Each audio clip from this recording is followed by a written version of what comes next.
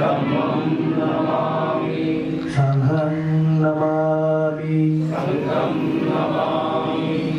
നമോ തസ്സ ഭഗവതോ അർഹതോ. ആദരിക്കുകയും ബഹുമാനിക്കുകയും ചെയ്യുന്ന മഹത് വ്യക്തികളെ, സുഹൃത്തുക്കളെ, വളരെ അനൗപചാരികമായിട്ടാണ് ഞാൻ ഇവിടെ എത്തിച്ചേർന്നത്. ഡോക്ടർ അനിലും അദ്ദേഹത്തിൻ്റെ കൂടെ ശ്രീ രാജഗോപാലും കൂടി എൻ്റെ ഭവനം സന്ദർശിക്കുകയും ഇങ്ങനെയൊരു പരിപാടികളെപ്പറ്റി എന്നോട് പറയുകയും ചെയ്തു. ഞാൻ കഴിഞ്ഞ 10-30 വർഷമായി ശ്രീബുദ്ധൻ്റെ പേരിൽ പല സ്ഥാപനങ്ങളും നടത്തുന്ന വ്യക്തിയാണ്. ഞാനൊരു തമാശയായിട്ട് പറയാറുണ്ട്, ബുദ്ധ whose name was sleeping in the pages of the textbook has been brought to the masses. അതായത് ബുദ്ധൻ്റെ പേര് ടെക്സ്റ്റ് ബുക്കുകളിൽ മാത്രമേ ഉണ്ടായിരുന്നുള്ളൂ. പക്ഷേ ഇന്ന് എൻ്റെ സ്ഥാപനങ്ങളിൽ ഒരു 10-50,000 പേര് എല്ലാ ദിവസവും ബുദ്ധൻ്റെ പേര് ഉച്ചരിക്കുന്നുണ്ട്, അറിയോ അറിയാതെയോ. കാരണം അത്രയും വിദ്യാർത്ഥികൾ പല തലങ്ങളിൽ സ്കൂളുകളിലും കോളേജുകളിലും എഞ്ചിനീയറിംഗ് കോളേജുകളിലും ഒക്കെ ആയിട്ട് പഠിക്കുന്നുണ്ട്. അപ്പോൾ ഞങ്ങളുടെ വാഹനങ്ങളെന്ന് പറഞ്ഞാൽ 10-50 വാഹനങ്ങളാണ്, 50 കൂടുതലാണെന്ന് തോന്നുന്നു. അത് ശ്രീബുദ്ധ എന്ന് മുഴുവനാണ്. അപ്പോൾ റോഡേ പോകുമ്പോഴത്തെ എല്ലാവരും കാണുന്നതാണ് ശ്രീബുദ്ധ എന്നുള്ളത്. അപ്പോൾ ശ്രീബുദ്ധൻ എന്ന് പറഞ്ഞു കഴിഞ്ഞാൽ കേരളീയർക്കിപ്പോൾ സത്യത്തിൽ അന്യമാണ്. അതൊരു വ്യത്യാസം ഉണ്ടാകണം. അതിന് കാരണമെന്ന് പറഞ്ഞു കഴിഞ്ഞാൽ ഇന്ത്യയിൽ പറ്റിയ ഏറ്റവും വലിയ അപകടമെന്ന് പറഞ്ഞു കഴിഞ്ഞാൽ നമ്മുടെ ചാതുർവർണ്ണ വ്യവസ്ഥയുടെ പേരിലാണ് ഈ നാട് നാനാവിധമായി പോയത്. അതിൻ്റെ ഫലമായിട്ട് Semitic religions, Islam and Christianity രണ്ടും ഭാരതത്തിൽ പ്രത്യേകിച്ച്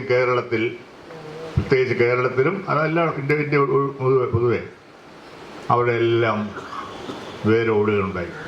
അതിൻ്റെ കാരണമെന്ന് പറഞ്ഞു കഴിഞ്ഞാൽ മനുഷ്യനായി കാണാൻ കഴിയാത്ത എന്തൊക്കെയോ തത്വസംഹിതയിൽ വിശ്വസിച്ചുകൊണ്ട് ഈ നാട്ടിലെ ഭരണവർഗം എന്ന് തന്നെ പറയുകയാണ്, ഈ നാടിനെ നയിച്ചതിൻ്റെ ഫലമായിട്ടാണ് ഇതെല്ലാം ഉണ്ടായത്.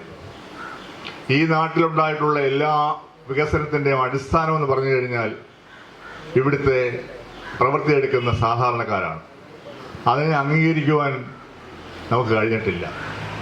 ഇന്നും BR അംബേദ്കറിനെ പോലെ പ്രതിഭാസനായ വേറൊരു വ്യക്തി ഇന്ത്യയിൽ ഉണ്ടായിട്ടില്ല എന്ന കാര്യം നമ്മൾ അംഗീകരിക്കുന്നില്ല. ഈവൻ മഹാത്മാഗാന്ധിയുടെ പല ആശയങ്ങളും തെറ്റാണെന്ന് ആ കാലത്ത് പറയുവാനുള്ള ആത്മധൈര്യം അംബേദ്കർ മാത്രമേ ഉണ്ടായിരുന്നുള്ളൂ. ആ അംബേദ്കറാണ് നമ്മുടെ മഹത്തായ ഇന്ത്യൻ കോൺസ്റ്റിറ്റ്യൂഷൻ്റെ രചയിതാവ്. അതിനകത്ത് പലരുടെയും കോൺട്രിബ്യൂഷൻസ് ഉണ്ടാകും ഡെഫിനറ്റ്ലി. പക്ഷേ അവിടെ എല്ലാം പറയുന്നത്, ഇന്ന് ഞാൻ കൊല്ലത്ത് ഞങ്ങളുടെ ഒരു മീറ്റിംഗ് ഉണ്ടായിരുന്നു, പ്രേമചന്ദ്രനായിരുന്നു ഗസ്റ്റ്. അപ്പം പ്രേമചന്ദ്രൻ പറയുകയായിരുന്നു, എന്തുകൊണ്ടാണ് മതേതരത്വം, സെക്കുലാരിസം എന്ന് പറയുന്നത് ഇന്ത്യൻ കോൺസ്റ്റിറ്റ്യൂഷൻ്റെ ഒരു ഭാഗമായി മാറിയത്. അതിൻ്റെ കാരണം ശ്രീനാരായണ ഗുരുവും അതുപോലെ തന്നെ വൈക്കം സത്യാഗ്രഹവും ഉണ്ട്, ക്ഷേത്രപ്രവേശനം, അതിൻ്റെ എല്ലാ അടിസ്ഥാനത്തിൽ മഹാത്മാഗാന്ധിയിൽ തന്നെ വിവരമുണ്ടായി, ഗാന്ധിക്ക് തന്നെ പല കാര്യങ്ങളെപ്പറ്റി. അങ്ങനെയാണ് ഇന്ത്യയുടെ കോൺസ്റ്റിറ്റ്യൂഷനിൽ മഹാനായ അംബേദ്കർക്ക് ആ സെക്കുലാരിസം എന്ന് പറയുന്ന കാഴ്ചപ്പാട് ഇൻകോർപ്പറേറ്റ് ചെയ്യാൻ കഴിഞ്ഞത്. കാരണം അത് വന്നപ്പോഴത്തേക്ക് ജവഹർലാൽ നെഹ്റുവും വല്ലഭായ് പട്ടേലും മഹാത്മാഗാന്ധിയും ഒക്കെ അതിനെ അംഗീകരിച്ചു. കാരണം അതിൻ്റെ അടിസ്ഥാനം എന്ന് പറഞ്ഞു കഴിഞ്ഞാൽ ശ്രീനാരായണ ഗുരു ചെയ്തു കൊടുത്ത ചില ആശയങ്ങളാണ്. അപ്പോൾ ഇവിടെ ശ്രീനാരായണനെ പറ്റി പറയുമ്പോഴത്തേക്ക് ഞാൻ പറയാറുള്ളത്, ബുദ്ധനാണ് ലോകത്ത് ആദ്യമായി എല്ലാ ജീവജാലങ്ങളും ഇവിടെ ജീവിക്കുവാൻ അവകാശമുള്ളവരാണെന്ന് പറഞ്ഞത്. മനുഷ്യൻ മാത്രമല്ല, മൃഗങ്ങളും സസ്യജാലങ്ങളും എല്ലാം ഈ ഭൂമിയുടെ അവകാശികളാണ്. അങ്ങനെ എല്ലാ മനുഷ്യരെയും ഒന്നായി കാണണം. അവിടെ ജാതിയില്ല, മതമില്ല, ജെൻഡറില്ല, ലിംഗവ്യത്യാസമില്ല എന്ന് പറയാനുള്ള ആത്മധൈര്യം കാണിച്ചത് ബുദ്ധൻ മാത്രമാണ്. ബുദ്ധൻ ആനന്ദനോട് പറഞ്ഞത് എന്താണ്? ഹേ ആനന്ദ, ഞാൻ പറയുന്ന കാര്യങ്ങൾ പോലും നീ വിശ്വസിക്കണമെന്നില്ല. നിനക്ക് ബുദ്ധിമുണ്ടെങ്കിൽ മാത്രം മതി. അതായത് you believe me only if you are convinced about what I say. I don't want you to simply follow me. അതിൻ്റെ ആവശ്യമില്ല. അപ്പം കൺവിക്ഷൻ ഉണ്ടെങ്കിൽ മാത്രമേ ഞാൻ പറയുന്ന കാര്യങ്ങൾ നീ നടപ്പിലാക്കാൻ പാടുള്ളൂ എന്ന് പറയാനുള്ള ആത്മധൈര്യം ബുദ്ധന് മാത്രമേ ഉണ്ടായിട്ടുള്ളൂ. അതിനുശേഷം വന്ന് പ്രവാചകന്മാർ പറഞ്ഞത്, നിങ്ങളൊന്നും ചിന്തിക്കേണ്ട, ഞാൻ പറയുന്നു കേൾക്കുക. അതാണ്, ക്വസ്റ്റ്യൻ ചെയ്യാൻ പാടില്ല. അപ്പോൾ അങ്ങനെ സ്വതന്ത്രമായി ചിന്തിക്കുക. ആവശ്യമില്ലാത്ത രീതിയിലുള്ള ആരാധനകൾ വേണ്ട. ഞാൻ തമാശയ്ക്ക് പറയാറുണ്ട്, എന്തുകൊണ്ട് ബുദ്ധിസം മുന്നോട്ട് പോയില്ല എന്നുള്ളത്. ഒരു സ്റ്റൂൾ ഉണ്ടെങ്കിൽ നമ്മൾ ഇരിക്കുകയാണെങ്കിൽ നമ്മൾ എപ്പോഴും ശ്രദ്ധിക്കണം നേരെ ഇരിക്കാൻ വേണ്ടി. അതേസമയത്ത് കസേരയാണെന്നുണ്ടെങ്കിൽ നമുക്ക് ചാരിയിരിക്കാൻ പറ്റും. ബുദ്ധിസം എന്ന് പറഞ്ഞു കഴിഞ്ഞാൽ ഒരു സ്റ്റൂളാണ്. മറ്റ് മതങ്ങളെല്ലാം കസേരകളാണ്. അതാകുമ്പോൾ ചാരി ഇരുന്നാൽ മതി. കാര്യം നിങ്ങളുടെ ബുദ്ധിമുട്ടുകളും എല്ലാം അതങ്ങ് ചാരി സഹിച്ചോളും. മറ്റേ അതല്ല, എല്ലാം നിങ്ങളിൽ തന്നെയാണ്. മനുഷ്യനിലെല്ലാം ഉണ്ട്, അതിനപ്പുറത്ത് വേറൊന്നുമില്ല.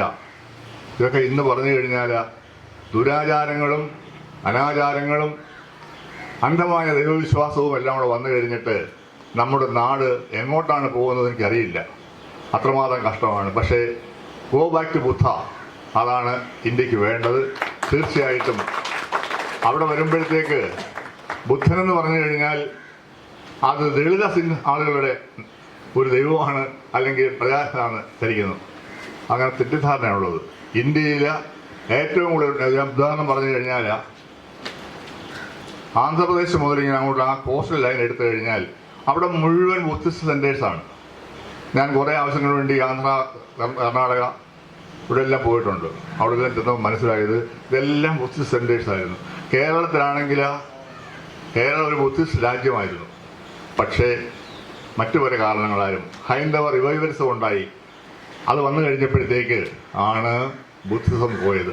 രാജാക്കന്മാരും പ്രഭുക്കന്മാരും ഒക്കെ സപ്പോർട്ട് ചെയ്തത് മറ്റേ പുതിയ ഹിന്ദു ഇതിനെപ്പറ്റിയാണ്. എവിടെയാണോ രാഷ്ട്രീയമായ സപ്പോർട്ട് ഇല്ലാതായി തീരുന്നത് അവിടെ ആശയങ്ങൾ നഷ്ടപ്പെട്ടു പോവുകയാണ്. അപ്പോൾ രാഷ്ട്രീയമായ സഹായവും സപ്പോർട്ടും ഉണ്ടെങ്കിൽ മാത്രമേ നമ്മുടെ പ്രവർത്തനങ്ങൾ മുന്നോട്ട് പോകത്തുള്ളൂ. കാരണം ഭരണം, അധികാരം, സമ്പത്ത് ഒക്കെ അവിടെയാണുള്ളത്. അതിൻ്റെ പേരിലാണ് ബുദ്ധന് കിട്ടേണ്ട അംഗീകാരം കിട്ടാതായി പോയത്. തീർച്ചയായിട്ടും ചെറിയ തോതിലെങ്കിലും ആളുകളുടെ ഇടയിൽ ബുദ്ധനെ പറ്റി ഞാൻ ഉദാഹരണമായിട്ട് ശ്രീലങ്കയിൽ നിന്ന് ഒരു ബുദ്ധ പ്രതിമ കൊണ്ടുവന്നിട്ടുണ്ട് എൻ്റെ കരുനാഗപ്പള്ളി സ്കൂളിൽ വെക്കാൻ വേണ്ടി. പിന്നെ എഞ്ചിനീയറിംഗ് കോളേജിൽ വെക്കുന്നതിന് വേണ്ടി കരവന ഒരു ചെമ്പഴന്തി കോളേജിൽ പഠിച്ചൊരു പയ്യനുണ്ട്. ഞാനവിടെ പ്രിൻസിപ്പലൊക്കെ ആയിരുന്നു. അപ്പോൾ ആ പയ്യനെ കൊണ്ട് ചെയ്ത ഒരു ഗംഭീര പ്രതിമ അവിടെ വെച്ചിട്ടുണ്ട്. അത് ഉദ്ഘാടനം ചെയ്തത് ശ്രീലങ്കയിലെ ഹോം മിനിസ്റ്ററായിരുന്നു. അന്ന് അത് അൺവീൽ ചെയ്തത് കുറേ വർഷങ്ങളായി, 10-15 വർഷമായി. പിന്നെ അതുപോലെ തന്നെ ഒരു 10-500 ചെറിയ പ്രതിമ ഉണ്ടാക്കിയിട്ടുണ്ട് ബുദ്ധൻ്റെ. അപ്പോൾ എൻ്റെ കോളേജിൽ വന്നു കഴിഞ്ഞാലും ഞാൻ ഗസ്റ്റായി അവർക്ക് കൊടുക്കുന്ന മെമൻറ്റോ എന്നാണ് ഒരു ചെറിയ ബുദ്ധ പ്രതിമയാണ്. അപ്പോൾ എല്ലാ വീടുകളിലും ബുദ്ധൻ്റെ പ്രതിമ ഉണ്ടാകട്ടെ. അപ്പോൾ അങ്ങനെ ബുദ്ധനെ പറ്റിയും ബുദ്ധൻ്റെ ആശയങ്ങളെ പറ്റിയും ഒക്കെ ചർച്ചകൾ നടക്കട്ടെ. തീർച്ചയായിട്ടും എന്നെക്കൊണ്ട് ചെയ്യാവുന്ന ഇതിലുള്ള എല്ലാ സഹകരണങ്ങളും സഹായങ്ങളും ഉണ്ടാകും എന്ന് മാത്രം പറഞ്ഞുകൊണ്ട് നിങ്ങൾ ഈ കാണിക്കുന്ന താല്പര്യത്തിന് ഞാൻ അങ്ങേയറ്റം എന്താ പറയുന്നത് കൃതാർത്ഥതയോ കൃതജ്ഞതയോ ഒക്കെ പറഞ്ഞുകൊണ്ട് എൻ്റെ വാക്കുകളിലൂടെ അവസാനിപ്പിക്കുന്നു. നന്ദി, നമസ്കാരം.